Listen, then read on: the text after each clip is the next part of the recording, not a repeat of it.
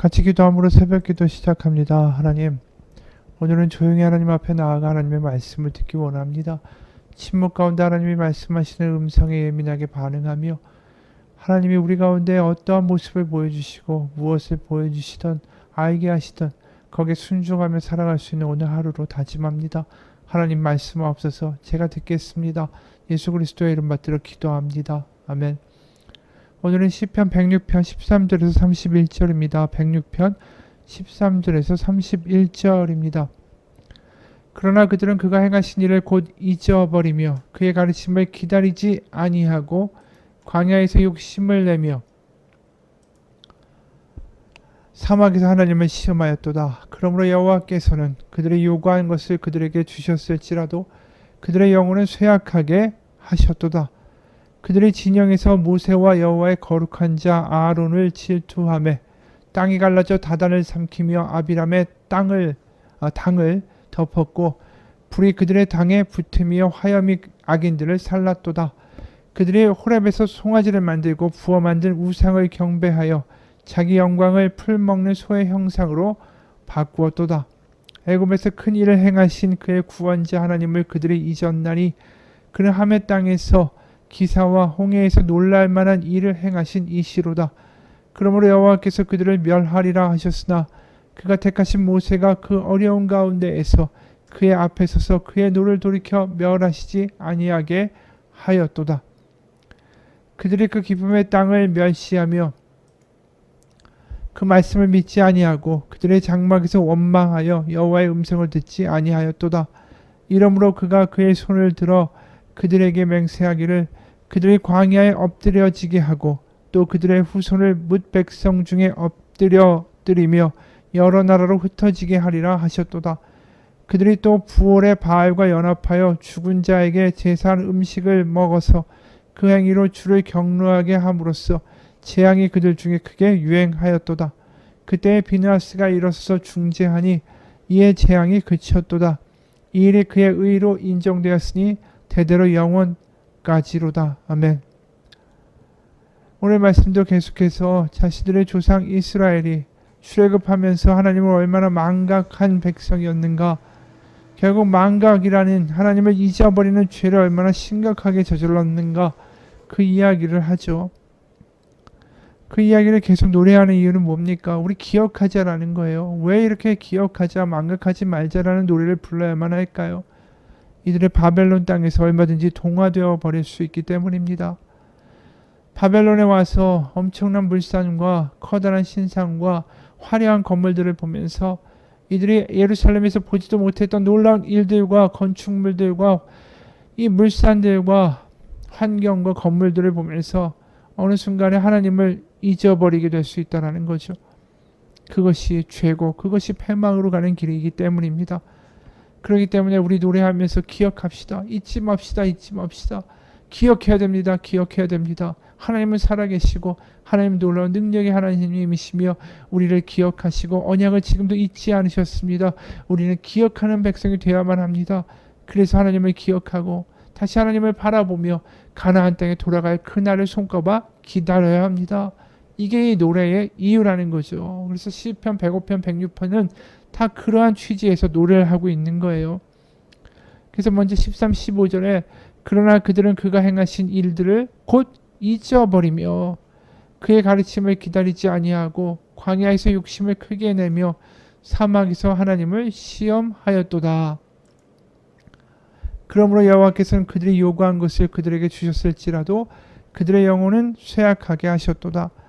이 모든 원인이 뭡니까? 하나님을 시험하고 불평하고 욕심을 내고 그들의 영혼이 쇠약하게 돼서 멸절되고 결국 광야에서 죽게 되는 모든 이유의 근원의 하나는 뭐냐면 잊어버렸다라는 거죠. 그 실제로 광야에서 얼마나 많은 이 불평을 쏟아내는지 몰라요. 하나님이 어떻게 그들을 출애굽시키셨고 얼마나 대단한 기적을 일으키셨고 그 근거가 오로지 아브라함과 이삭과 야곱에게 준 나의 언약을 내가 기억하여 오직 은혜로 너희를 이끌어낸다. 너희들이 노예고 별 볼 일 없고 너희들이 의롭지도 아니하고 뛰어나지도 아니하지만 내가 그 약속을 기억하여 너희를 끌어낸다. 그 신실하신 하나님, 은혜의 하나님, 능력의 하나님을 싸그리 다 잊어버린 거죠. 그래서 민수기 11장 4절부터 그 이하를 보면 그들 중에 섞여 사는 다른 인종들이 탐욕을 품음에 이스라엘 자손도 다시 울며 이르되 누가 우리에게 고기를 주어 먹게 하랴. 우리가 애굽에 있을 때에는 값없이 생선과 오이와 참외와 부추와 파와 마늘들을 먹은 게 생각나거늘 이제는 우리의 기력이 다하여 이 만나 외에는 보이는 것이 하나도 없도다.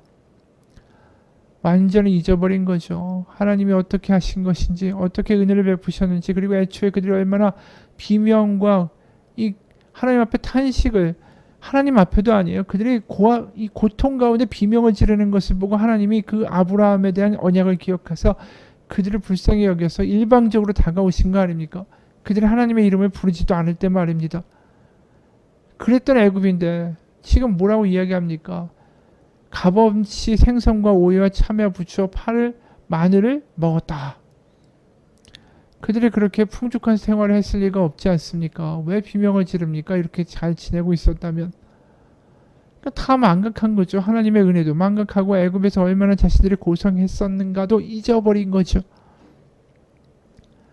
그래서 14장 2절에 뭐라고 합니까? 민수기 14장 2절 이스라엘 자손이 다 모세와 아론을 원망하여 온 회중이 그들에게 이르되 우리가 애굽 땅에서 죽었거나 이 광야에서 죽었으면 좋았을 것을. 그러니까 애굽 땅이 더 낫다라는 거죠. 하나님이 인도에 가시는 이 삶보다 광야보다 오로지 그냥 애굽 땅이 좋다. 애굽 하는 거예요. 하나님이 어떠한 분이시고 어떻게 그 당시에 그 고난 가운데 어떻게 구원받았는가, 그 얼마나 대단한 일을 하나님이 이루어 주셨는가 아무것도 기억하지 못하는 기억 상실증이 걸린 백성들이 된 거죠. 그래서 결국은 그들의 영혼이 그만큼 엉망이었고 결국 광야에서 그들은 죽게 되는 거 아닙니까? 출애굽 1세대는. 그리고 그들의 패역의 역사는 여기서 끝나지 않습니다. 다단과 아비람의 무리가 그 이스라엘의 지도자 지휘관 250명을 선동질해가지고 모세와 아론에게 이 반기를 들게 되죠. 16절 그들이 진영에서 모세와 여호와의 거룩한 자 아론을 질투하며 땅이 갈라져 다단을 삼키며 아비람의 당을 덮었고 불이 그들의 당에 붙으며 화염이 악인들을 살랐도다. 바로 하나님이 성변해 주시고 분명히 그들을 통하여 말씀하시고 그 제사장으로 세우신 그들을 무시하고 이 배반을 저질렀던 사건을 이야기합니다. 그리고 또 이 출애굽한 이후에 광야에서 가장 끔찍한 사건 중에 대표적인 것을 빼먹을 수가 없죠. 금송아지예요. 이들이 호렙산 시내산에서 19절이에요. 송아지를 만들고 부와 만든 우상을 경배하여 자기 영광을 풀먹는 소의 형상으로 바꾸었도다. 애굽에서 큰일을 행하신 그 구원자 하나님을 그들이 잊었나니, 여기서 또 잊었다라고 이야기해요. 그는 함의 땅에서 기사와 홍해에서 놀랄만한 일을 행하신 이시로다. 그러므로 여호와께서 그들을 멸하리라 하셨으나 그가 택하신 모세가 그 어려운 가운데서 그의 앞에 서서 그의 노를 돌이켜 멸망하지 아니하게 하였도다. 그러니까 얼마나 불평하고 얼마나 엉망이었고 정말 하나님이 견디기가 힘들 정도로 하나님을 잊어버리고 그렇게 패역한 그러한 삶을 조상들이 살았다라는 거예요. 이 모든 원인이 뭡니까? 하나님을 기억하지 않아서 그런 거죠. 하나님을 잊어버리면 바벨론에 끌려간 백성들도 이런 일 할 거예요. 뭘 할까요? 마르둑 우상 앞에 가서 예배하고 경배하겠죠. 이 끔찍한 일들을 다시 재현할 수 있는 게 사람이라는 거예요. 그러니까 계속해서 이스라엘 백성은 망각의 백성이었습니다. 하나님은 신실하시고 하나님은 그래도 이끌어 가시려고 하나님은 기억하시지만 인간의 일은 뭐였다고요? 망각하고 엉뚱한 길로 자꾸만 가려고 했다라는 거죠. 그래서 우리가 모세오경에서 이 목이 곧은 백성아, 이 목이 뻣뻣해가지고 목에 힘을 주고 있는 이 소의 모습을 가리키는 히브리어 동사입니다. 그래서 하나님은 가나안으로 이끌어 가려고 하시는데 소가 목에 힘을 주고 그 밧줄과 이 고래에 대해서 자꾸만 저항하듯이 나는 이 방향으로 가겠다, 애굽으로 가겠다, 그렇게 그 광야에서 지냈다라는 거죠. 그래서 24절에 그들이 그 기쁨의 땅을 멸시하며 그 말씀을 믿지 아니하고 그들의 장막에서 원망하여 여호와의 음성을 듣지 아니하였도다. 그래서 26절에 이러므로 그가 그의 손을 들어 그들에게 맹세하기를 그들이 광야에 엎드려지게 하고 또 그들의 후손을 뭇 백성 중에 엎드려뜨리며 여러 나라로 흩어지게 하리라 하셨도다. 여기에 굉장히 의미심장한 말이 나오죠. 그들의 후손을 뭇 백성 중에 엎드려뜨리며 여러 나라로 흩어지게 하리라. 그 후손이 누굽니까? 바벨론에 끌려온 포로들이죠. 결국 남유다가 패망하고 바벨론으로 일부는 오게 되고 또 애굽으로 도망가게 되고 이웃 나라로 피난을 가고 유배를 가는 이러한 사태가 발생한 이유가 뭐냐 하면 결국 애초에 이 조상들이 하나님을 너무나도 쉽게 망각했기 때문이라는 거예요.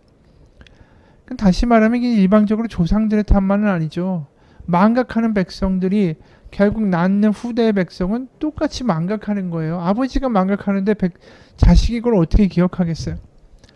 그러니까 광야에서부터 이들은 기억하지 못하는 백성이었고 가나안에 들어가자마자 다 잊어버려요. 하나님이 어떠한 은혜를 베푸셨는지.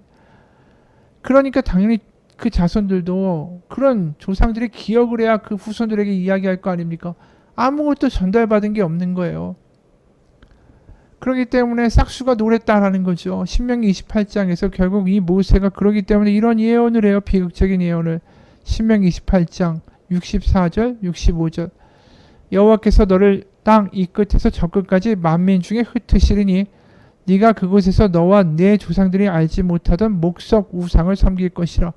그 여러 민족 중에서 네가 평안함을 얻지 못하며 네 발바닥에 쉴 곳도 얻지 못하고 여호와께서 거기에서 네 마음을 떨게 하고 눈을 쇠하게 하고 정신을 산란하게 하시리니. 여러 민족 여러 나라에 흩으시겠다는 이야기가 이미 신명기에 나왔다라는 거죠. 실제로 애굽으로 돌아간 사람들은 애굽의 신상과 우상들을 섬기게 되고 바벨론에 끌려간 사람들 중에도 일부는 마르둑 신상을 섬기게 되겠죠. 결국 이 싹수가 노랬던 거예요. 애초부터 출애굽을 했을 때부터. 그것을 지금 이들이 다 기억하고 노래하며 세세하게 이게 다 찾아가고 있는 거죠. 애초에 우리가 어떻게 망했는가, 왜 남유다가 이런 꼴이 되었는가, 그거에 대한 것들을 신학적으로 과거의 역사들을 쫙 훑어가면서 지금 이야기하고 있는 거예요. 논지는 결론은 이거죠. 기억하지 않아서 그렇다고. 그래서 28, 31절에도 또 뭘 얘기하냐면 출애굽 1세대만 이런 게 아니라 출애굽 2세대도 마찬가지였다라는 이야기를 충격적으로 또 하는 거죠. 출애굽 1세대, 출애굽 2세대 좀 달라야 되지 않습니까? 가나안에 들어가는 게 드디어 출애굽 2세대고 출애굽 1세대가 얼마나 폐역해서 광야에서 결국 40년 유배 생활하듯이 유리하다가 결국 죽게 되고 그 아버지들의 잘못한 것과 실수들을 보고 자란 출애굽 2세대가 좀 달랐어야 되는 거죠. 그리고 가나안에 가려면 뭔가 신앙으로 똘똘 뭉쳐야 되는 거 아닙니까?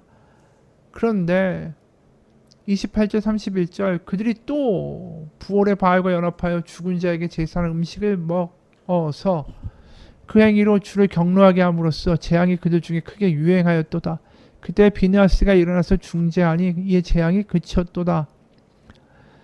그러니까 출애굽 2세대도 이렇다라는 거죠. 싹수가 노란 출애굽 1세대 마찬가지의 그 죄의 싹스를 가지고 있었던 출애굽 2세대 그리고 나중에 가나안에 들어가는 가나안 1세대까지 결국 다 이 모양 이 꼴이 되고 말았어요.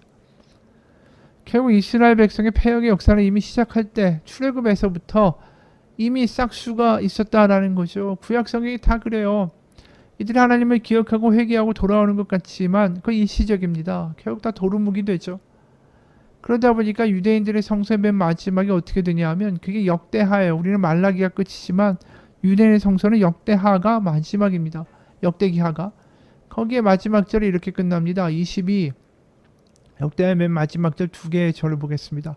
바사의 고레스 왕 원년에 여호와께서 예레미야 입으로 하신 말씀을 이루시려고 여호와께서 바사의 고레스 왕의 마음을 감동시키심에 그가 온 나라에 공포도 하고 조수도 내려 이르되 바사 왕 고레스가 이같이 말하노니 하늘의 신 여호와께서 세상 만국을 내게 주셨고 나에게 명령하여 유다 예루살렘의 성전을 건축하라 하셨나니 너희 중에 그의 백성된 자는 다 올라갈지어다.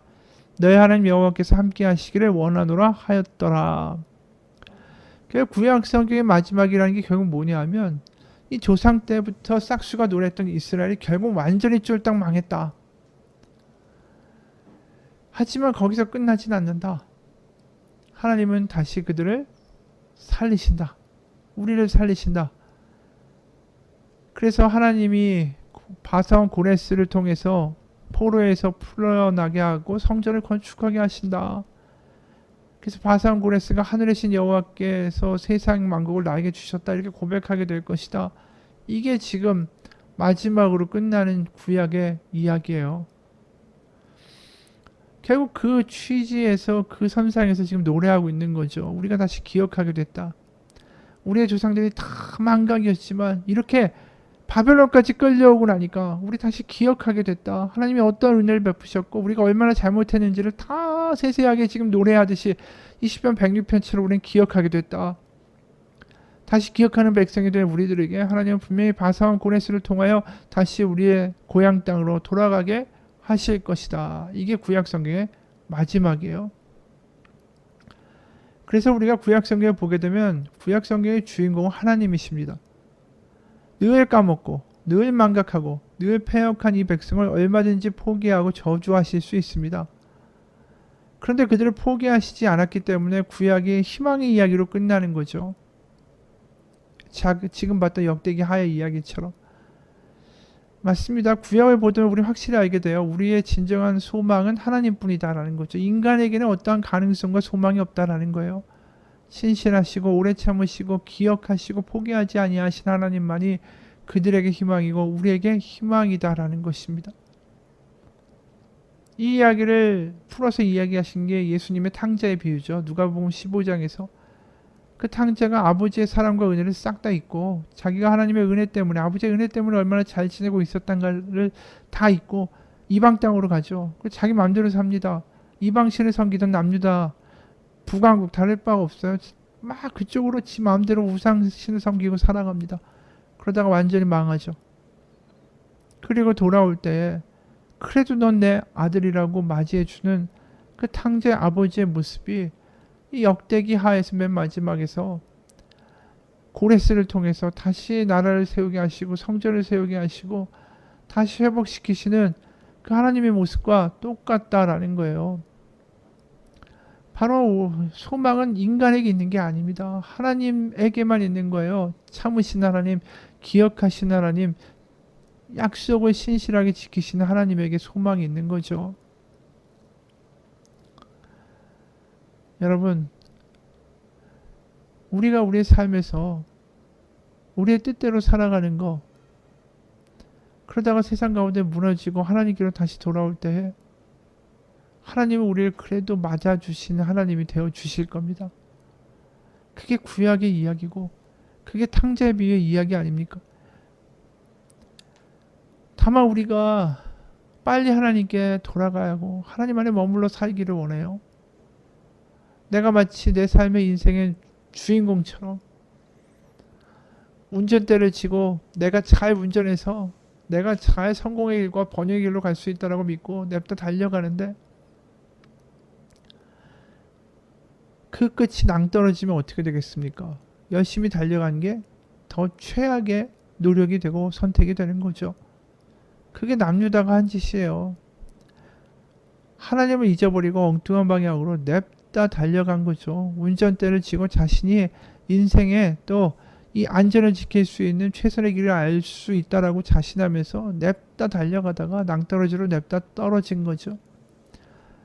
그래서 간신히 숨만 붙어 있고 거의 죽을 둥말둥한 그 운전자를, 바로 그들을 하나님이 건지셔서 다시 살려놓으신 거예요. 그게 구약의 이야기죠. 우리도 마찬가지예요. 우리의 삶의 주인공은 내가 아니라 하나님이십니다. 성경의 주인공이 하나님이신 것처럼 우리의 삶의 복음은 하나님입니다. 그리고 우리의 운전대를 내가 쥐고 내가 흔드는 게 결국 어떤 짝이 나냐면, 냅다 내가 눈에 보이는 선악을 판단하면 내가 보기에 좋은 것만 달려가는 남유다와 똑같은 짓을 할 수밖에 없는 거예요. 출애굽한 그 싹수가 노란 이스라엘 백성과 같은 짓을 하는 거죠. 그들에게는 애굽이 좋은 방향이고요, 우리에게는 우리가 보기에 좋아 보이는 방향들이 있는 거 아닙니까? 우리가 매일 아침마다 일어나서 내 삶의 운전대를 내가 주는 게 아니라 하나님이 인도해달라고 기도해야 됩니다. 정말 하나님, 내 삶을 인도하여 주옵소서. 내 삶의 운전석에 내가 앉아있는 것이 아니라 하나님이 앉으셔서 나의 삶을 하나님의 선한 길로 인도하시며, 늘 하나님을 기억하며 내가 볼 때는 아닌 길로 간다 할지라도 하나님은 선한 분이야, 하나님은 내 아버지야, 그걸 떠올리며 그 하나님 옆에 조용히 앉아 하나님을 바라보며 살아갈 수 있는 믿음의 하루가 되게 해달라고, 우린 그렇게 살아가야 되는 것입니다. 기독교 잡지에 나오는 글이에요. 당신은 예수님을 어디에 모시고 있는가? 어떤 성도들은 예수님을 스페어 타이어로 여겨서 자동차 트렁크에 넣어두죠. 그들은 자신의 인생의 주인공이 돼서 살아갑니다. 다만 갑자기 타이어 펑크가 나거나 큰 사고가 생길 때만 예수님을 찾죠. 트렁크를 열고 예수님 제발 이 문제 해결해 주세요 라고 기도한 다음에 다시 문을 닫습니다. 그들에게 예수님은 문제가 생겼을 때 좋은 해결책이 되는 하나의 수단일 뿐이죠. 다음으로는 예수님을 보조석에 앉히는 성도들이 있습니다. 이들은 예수님을 좀 더 가까이 두며 때로는 예수님이 원하는 대로 살아가기도 하지요. 하지만 최종 결정권을 쥐고 운전석에 앉아있는 건 여전히 본인입니다. 모든 문제의 최후 결정권을 스스로가 쥐고 있는 거죠. 마지막으로는 예수님을 운전석에 앉히고 자신은 보조석에 앉아있는 성도들이 있습니다. 이들은 삶의 최종 결정권을 예수님께 넘겨드리며 자신이 바라는 결정보다는 예수님이 바라시는 대로 결정하기를 늘 바랍니다. 여러분은 지금 예수님을 인생의 어느 자리에 모시고 있습니까? 예수님은 당신의 비상시에 필요한 스페어 타이어가 아니며 당신을 돕기 위한 비서로 보조석에 앉아 계시는 분은 더더욱 아닙니다. 당신의 인생의 주도권, 운전대를 예수님께 맡겨드리십시오. 같이 기도하겠습니다. 우리가 기억해야 합니다. 하나님은 우리의 인생을 선한 길로 인도하기 원하시는 목자라는 것을. 그러기에 우리의 운전석을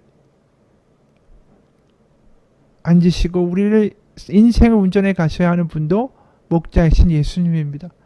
우리는 그분이 어떠한 분이신지를 기억하며 그분이 얼마나 신실하시고 자비로우시며 선한 길로 우리를 인도해 가시기 원하시는 하나님이신가를 기억하고 상기하고 떠올려야 합니다. 운전하시는 예수님을 바라보며 그분의 아름다움과 그분의 선하심과 그분의 인자하심을 노래하며 찬양하며 갈 때에 사막의 음침한 골짜기로 이 내 인생의 자동차가 지나가고 있다 할지라도 결국은 그 길을 다 지나가서 평탄한 초원으로 우리를 인도하실 것을 믿습니다. 오늘도 내 삶의 주인공이 되어 내가 운전석에 앉는 인생이 아니라 주님이 내 삶의 운전대에 운전을 하시는 삶의 주인이 되셔서 이끌어 가시는 하루, 우리는 그런 주님을 찬양하는 하루가 되게 하여 주옵소서. 예수님 이름 받들어 기도합니다. 아멘.